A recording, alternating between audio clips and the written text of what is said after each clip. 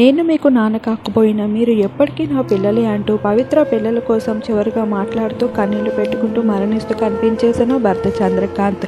అందరికీ తెలిసిన విషయమే ఇప్పటికే పవిత్రకి ఇద్దరు పిల్లలు ఉన్నారని. అయితే ఆల్రెడీ భర్తతో వేరయ్యారని తెలిసినప్పటికీ చంద్రకాంత్ మాత్రం పవిత్రని ఎంతో సంపూర్ణంగా ప్రేమిస్తూ పెళ్లి కూడా చేసుకున్నారు. అంతా బాగుంది అనుకునే లోపల పవిత్ర మరణించడం అనేది ఒక చేదు సంఘటనగా మిగిలిపోయింది. ఆ తర్వాత చంద్రకాంత్ మీడియా నుండి, అభిమానుల నుండి, అలానే పిల్లల నుండి, కుటుంబ సభ్యుల నుండి ఇలా ఎంతో ఒత్తిడిని ఎదుర్కొంటూ రావాల్సి వచ్చింది. అయితే పవిత్ర మరణం వెనుక కారణం చంద్రకాంతే అంటూ చాలామంది ప్రశ్నిస్తూ రావడంతో ఆ ఒత్తిడిని ఏమాత్రం భరించలేకపోయాడు. ఆఖరికి కుటుంబ సభ్యులు కూడా తనని దూరం పెడుతూ రావడంతో ఇక ఒంటరిగా ఉన్న తాను 2 రోజులు కూడా కాకముందే పవిత్ర కోసం హఠాత్తుగా మరణించడం జరిగింది.